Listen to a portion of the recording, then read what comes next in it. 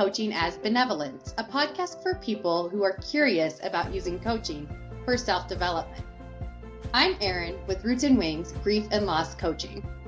And I'm L Shawn with Michelle Sage Place Positive Intelligence Coaching. Today we are exploring prompt 3 in our section Act, Take Intentional Action from our guided journal, Coaching Nuggets of Wisdom to Inspire, Explore, Act, and Flourish, a guided journal to live your best life. We are making our way through this journal and we're getting much closer to the end as we find our way on prompt 3 in the Act section. So I'm going to go ahead and read that prompt. And like we have been doing with this journal, we will discuss what comes up for both L Shawn and me as we explore themes and questions and whatever else comes up as we navigate this prompt.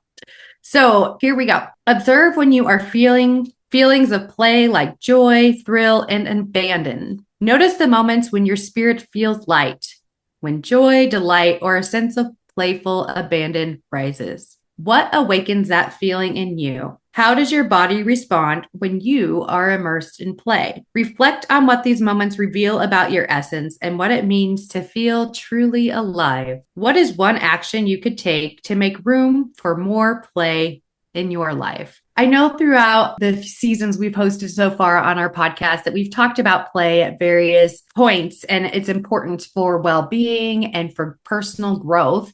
And I think that oftentimes that well-being piece is quite obvious, but the personal growth piece and the ability to take action in meaningful ways because of play, we don't often see that through line. And yet there's research around that. And there's also just my own personal story with this and many, many others in terms of how play can draw us into the places that we want to eventually be and inspire us to take that action and help us to take that action through health and meaning making. And this has happened today, actually, where I had the chance for play here in the middle of summer. My daughter's friend had a birthday party at an indoor skating rink, and I was forced to skate, right, with my daughter to be supportive and to help her with learning the process of skating. But as I engaged in that, it became less of this, oh, I'm trying to do this to help her, or it feels a little bit obligatory. It became more of this letting loose and having fun and just skating and feeling into that sense of play and wonder that shows up when you're on roller skates in a rink at age 40 and going around and around and you're like, oh yeah, those are some muscles I haven't felt in a while. Or and also just like remembering the last time I did that, I actually had a pretty big fall and really it wasn't great, but this time none of that happened. So I'm excited to say that the play didn't include injury, because sometimes for me, play can include injury. But it's interesting that I was doing that today, and this is the day that we record this prompt around play and having a sense of that playful abandonness. And when one can get to that place, it is like a meditative state, right? And it does create a lot of good health outcomes. And so that can look so different for so many people.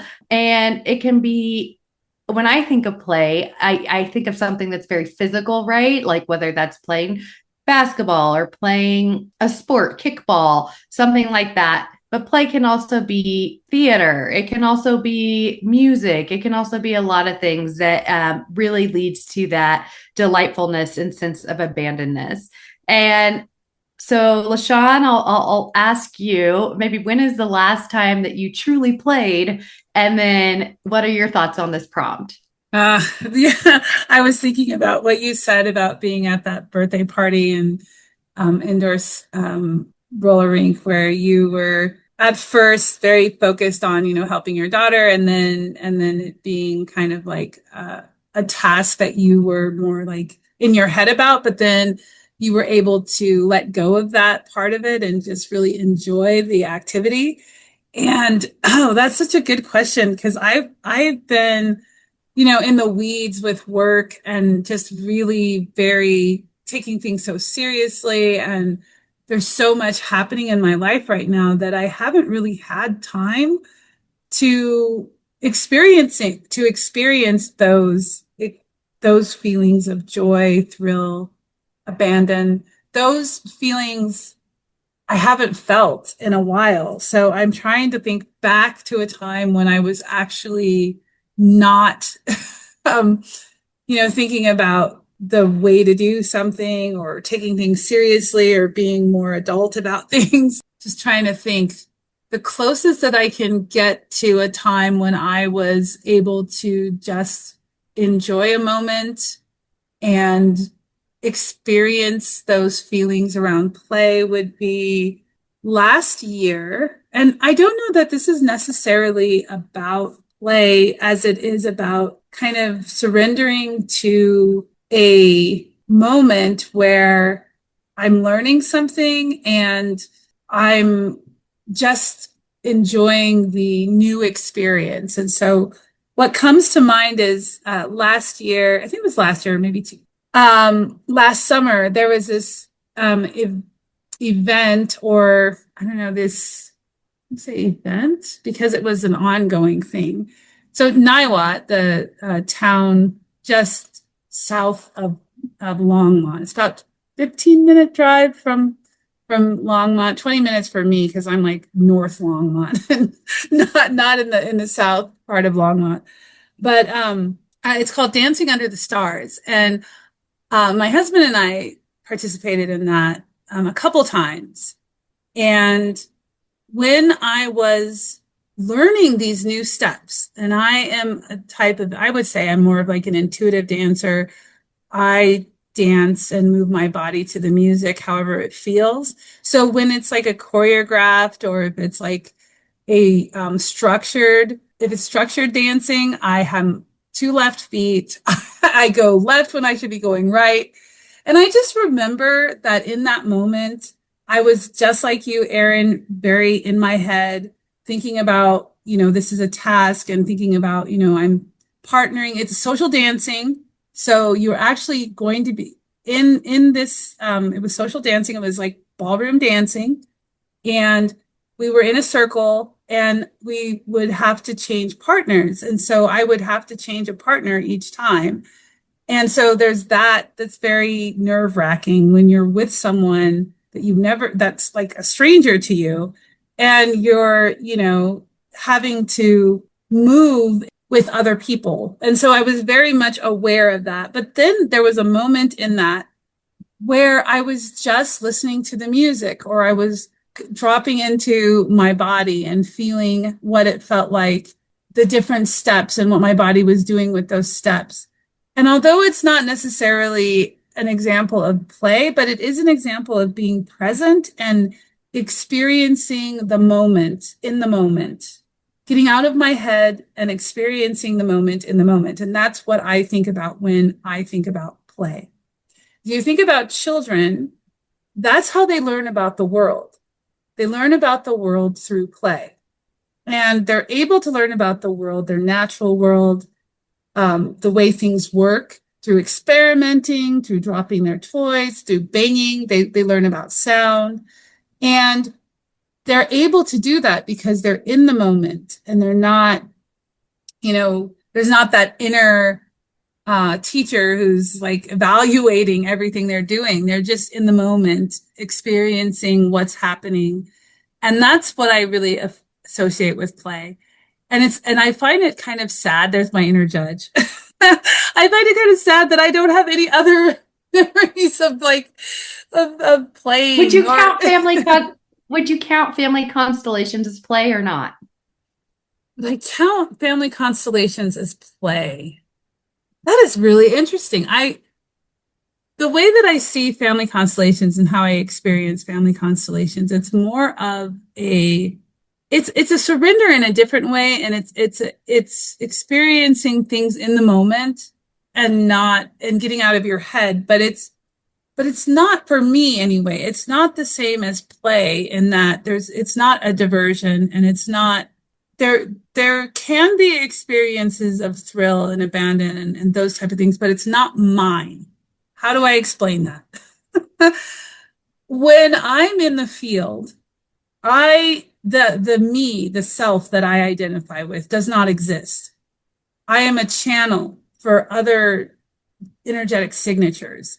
So I have experienced play. Like when I've represented someone who is younger, I do experience that childlike wonder and I do experience that childlike awe, but it's not, this is where it's going to get really esoteric, Eryn. And our listeners are going to be like, what is she talking about?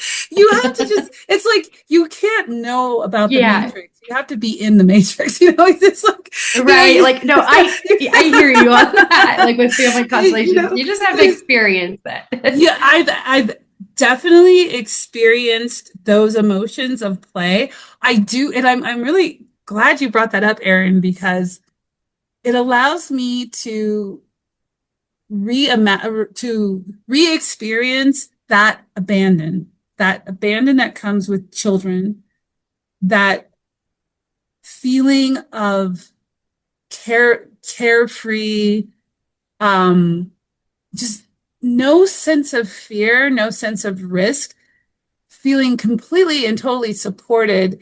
And so there's no reason to be cautious or guarded. And I think that comes with adulthood. I think that as an adult, I feel like not everything, that is a tautology. I feel like many situations are high stakes for me as an adult.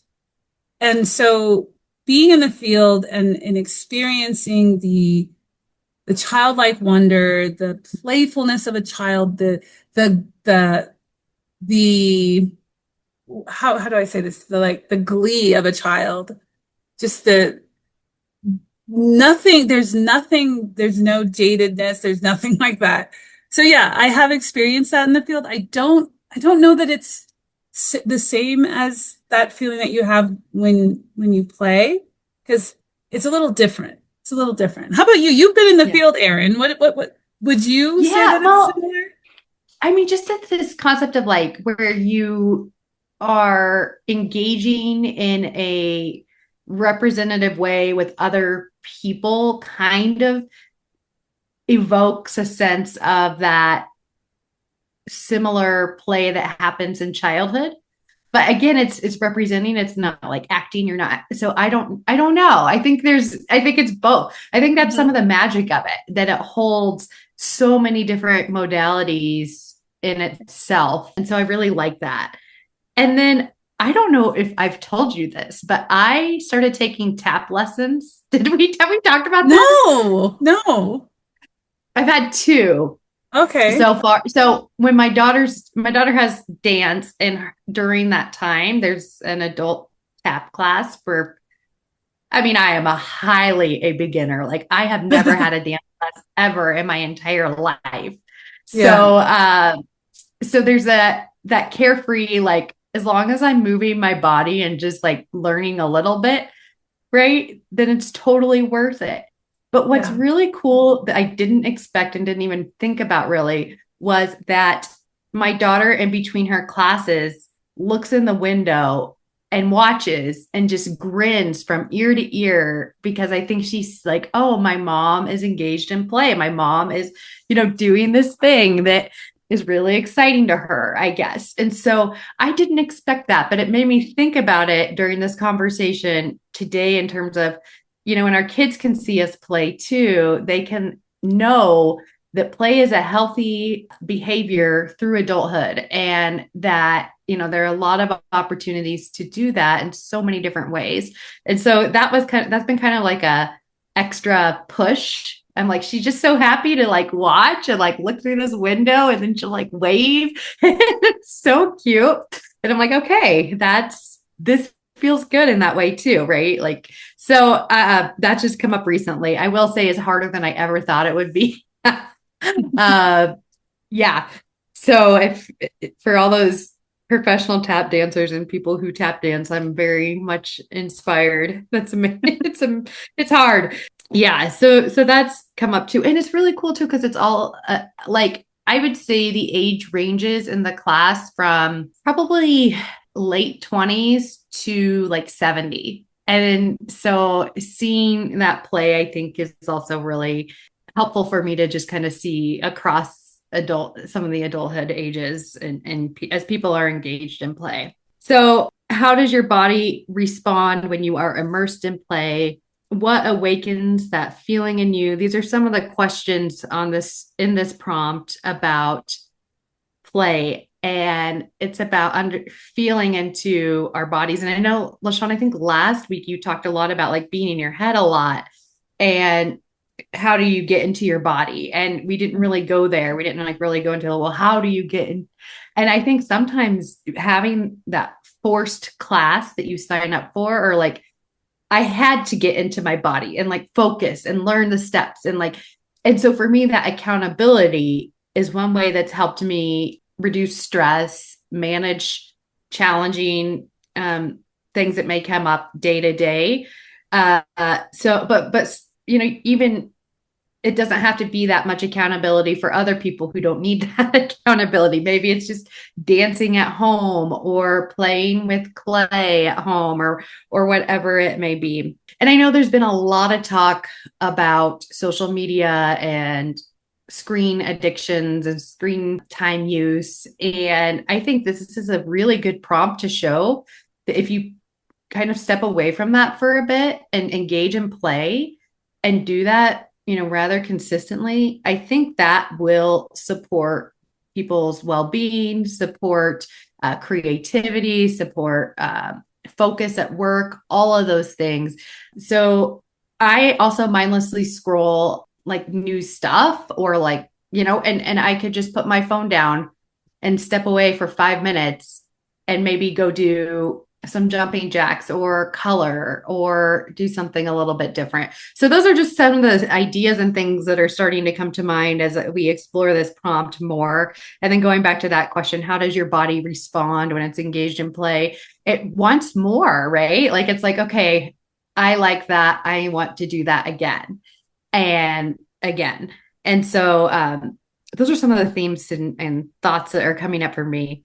There are two things that come up for me, especially when you were talking about, again, where your daughters show up in this experience that you had with the roller rink and now with the tap dancing, and then you noticing your daughter noticing you and her joy in seeing you enjoying a new thing. And also the result of parents engaging in play models to their children that play is part of adulthood as well. And and that brings me to a realization that I did not see that behavior modeled when I was a child.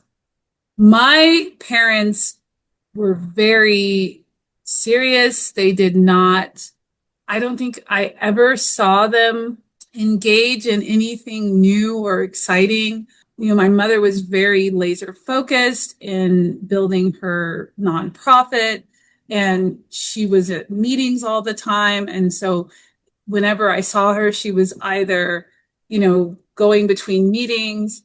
And my father, because of his mental illness, he was pretty much drugged out. Like his medication was so strong that he spent a lot of the time dozing on the couch. So I rarely ever saw my parents in a state of abandon or thrill or joy.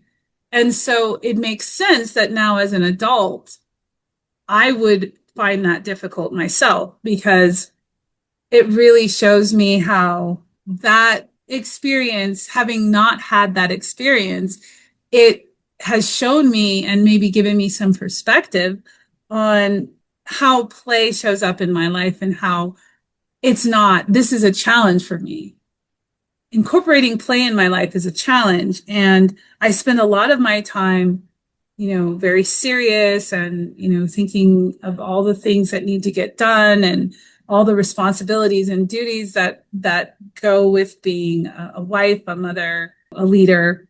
And so I rarely get that feeling of that joy and thrill and abandon. And you saying these things about how you're interacting with your kids and how they're seeing you play and, how we can play with our kids, just how important that is. So that was a realization for me, seeing the connection between parents modeling that behavior as adults so that children can see that that can be part of their life when they're an adult, because we often, for better or for worse, we often reflect or repeat the patterns that we saw when we were growing up. Like, what does it mean to be an adult? That first idea of adulthood is presented to us or modeled by our parents. And so for me, adulthood is, stress, serious. It's about getting things done. And there's very little time, or very little, even in the holidays, where there was time for just doing things spontaneously, or just playing, or having fun for the sake of fun, So that wasn't modeled for me. And so I also think about that with my kids too, just thinking about what you said. And one thing that I appreciate about my husband is that he is playful with our son. He tickles him, he plays with him, he jokes with him, he jokes with our daughter as well. Particularly, I see this with him and my son.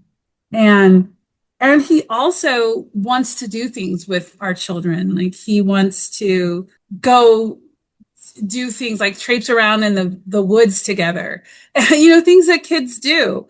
And so I also see that and appreciate that, and I'm so happy that my children have that in one of their parents. And so it inspires me to do more. Sometimes I joke with my son and I exaggerate things, and I love when he laughs, and I love that I can get him to laugh, but it's those things, how children teach us, remind us the importance of play. So that's what's come up in the last two insights that you have shared, Eryn, and I really appreciate that. Realizing that our children, and interacting with youth and interacting with children, is a way to remind adults the value of play. So those are some things that are coming up for me. And then about the body piece that you talked about, Eryn, I think it is so important for us to move. I think movement is a really good way for us to get in touch with our body. Like you were saying, you're learning tap. So and when you were in the roller rink, you were aware of muscles that you hadn't used before. And I'm sure after a tap dancing lesson, you're aware of muscles that you haven't used before, because you're sore probably afterwards. And so there are things that we can do, and we've talked about this, like when we talked about micro moments. There are things that we can do that get us into our body, where we're tapping into the different senses: touch, hearing, smell, sight, even, really just seeing, taking in colors, taking in shades, taking in shapes. And there's so many ways that we can get out of our head and into our body. So, and play, I mean, there's nothing more, there's no vehicle more directly related to our body than play. Like, I think about like touching grass, getting out, taking your shoes and socks off, and just letting your your toes touch grass, Yes. and like playing in sand, like the sensations of playing in sand. Water, like, okay, it's really, really hot right now in Colorado. It's like on fire, literally. So Colorado is hot. literally on fire. The heat, we gravitate to water. And I think about going back to the two prompts before this one, where we were talking about floating and surrendering, like floating in water, playing in water, having a water fight, and just allowing yourself to just feel the excitement of getting chased, and the excitement of pursuing, and the excitement of running around, like all of the things that can release endorphins. And those are the things that play, that is a result of play. And so those are some things that came up for me as you were talking, Eryn, just how important it is for, if you're a parent, how important it is to to interact with your kids on their level and remind yourself of how important it is and how valuable the experience of play is. So those are some Yeah. things that are coming up for you. For me, how about you, Eryn? No, I love the story arc that you went through of talking about Doug and what he does with your kids and your relationship to play based off of familial systems, family systems and parents. And I totally get that idea of like, oh, it is strange to see parents playing. And this when you said that, it really took me back to after Madeline was born. Might have been at her like year checkup. Her doctor was talking with Matt and me about things, and she's like, well, how's your exercise going? And we're like, non-existent, not doing it. Like, let's just be real. She's like, why? You should be chasing your 1-year-old around at a park, or you should. And it's like, well, yeah, but like it just felt so exhausting as new parents, right? To like take in this advice. And of course, we'd probably do that every once in a while, but often we would watch her run around, or we would push her on the swing. We ourselves wouldn't be running for an extended period of time. And that was her call to us. She's like, you need to do that because you both are working full time with these really long hours. Like, that's where you get your exercise in, and you need to do it. And she's pretty stern about it. But this also brings up for me this other piece of how do we then incorporate play if it's not something we're already doing, or if it's not something that fits into our schedule well. And her suggestion was really great, but it's not like we went home and started doing that consistently, right? Like behavior Mhm. shifts and making these changes to include play. That's where the rubber hits the road in some ways, and it can be really, really challenging. Mhm. And so, again, it's always about starting really small, and maybe it's singing a karaoke song with your kid at home one night. And then maybe it's running to the mailbox and back one day. Like, it doesn't have to be the same thing every time if that's not how you operate. But if you do want more of consistency, yeah, start as small as run to the mailbox and back, run to the fence and back, and then keep kind of growing from there as just one example. But there's so many. And with the seasons here, right, we have the sledding and the winter sports. And it's like, okay, we watch our kids go down the sledding hill. We should also be sledding and moving and having to walk back up that hill, right? That's exercise and play all at once.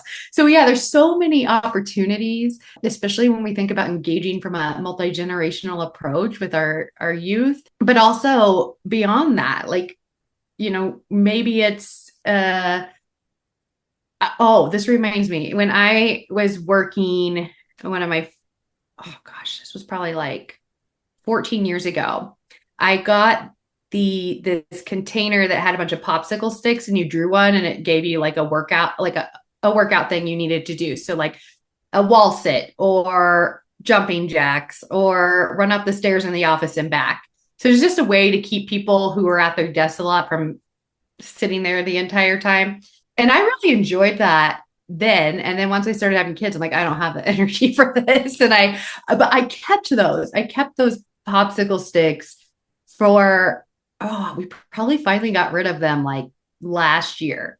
So they've still been inspirational to me, even if they've sat on the desk forever. Every once in a while, I'd like pick one of those up and be like, oh yeah, okay, I'm gonna do like these lunges, or I'm gonna do this or whatever. And I know I keep kind of going back to kind of more physical exercise in a way, and maybe kind of need to tease apart the difference between exercise and play. And so play, I think, has that level of lightness, and there's not pressure to it. Whereas sometimes exercise, I think, can feel a little bit different. So that's how I separate them in my mind, but they don't have to be. Exercise can be play, and play can be exercise depending. Like if you like jump roping as a kid and don't have a jump rope, maybe get out a jump rope or something and try that. So there's like, yeah, all these ideas that I'm starting to think of partially for my own play as well to re-engage and try some other ideas. So there's all of that. There's the difficulty of the time, especially for people who are working full time, and it's just really challenging. And then there's also the challenge of starting a new behavior and sticking with it and making it become something that you really want to do over and over again. So there's a lot of challenge in this, but it takes me to that last question is what is one action you could take to make room for more play in your life? So, what is that small action that someone can take so that there is an element of play in their life? And I don't have an answer for myself right now because I have started to me, it'd be like, oh, the tap dancing thing, I think is what I'm trying. So I think I'm going to just stick with that and not come up with anything else. But maybe, yeah, board games, I am realizing though, and this might be helpful. I like to be physical and play. Mhm. I like to be moving. So that's through this conversation. I didn't realize that until now. Whereas my husband loves board games and can play them all the time. So I think the action is recognizing what is it that you are more suited to and like to do to play. So that would be my answer to that question potentially.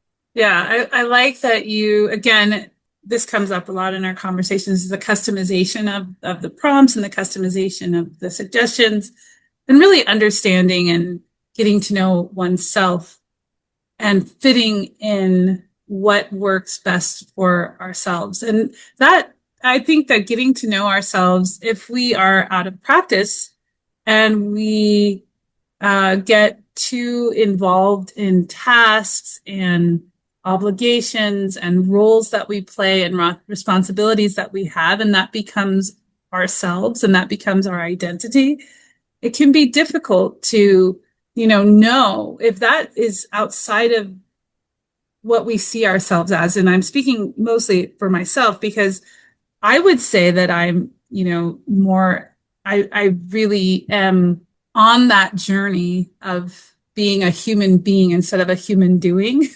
And I can't remember the author who talks about that, but that's not my original idea. I can't remember the person who came up with that phrase, but being a human being instead of a human doing. And I associate my identity is attached to being productive and being useful.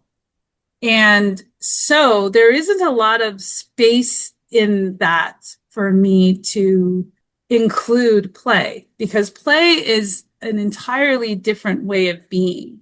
Play is really a way to enjoy and appreciate life. And that is not about productivity. That is not about performance. That is not about results. That is not about outcomes. It is just you in your authentic self connecting with, the beauty of life and enjoying it and appreciating it. So it's a form of, I would say, even like a form of worship, a form of appreciation, a form of celebration.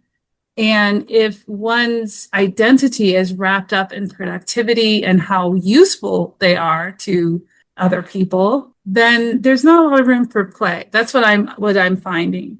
I feel like we're kind of in the call to action part of the episode, and I feel impelled to say something along the lines of a call to action. And I like the question at the end of this prompt, Eryn, that you read, and I'll read again. What is one action you could take to make room for more play in your life? And I'm just going to say that's a good call to action. So I'm going to just point to that and say, ditto. I like it. I like it. I want to go back to what you said here at the end, your definition of play. You said it's a way to enjoy and appreciate life. And my question then is, how can you make that happen for yourself where you have a moment every day, a moment every few days to enjoy and appreciate life through play? Thanks for joining us for Coaching as Benevolence. I'm L Shawn with Mayshell Sage Place, Positive Intelligence Coaching. And I'm Eryn with Roots and Wings, Grief and Loss Coaching. Have a benevolent day.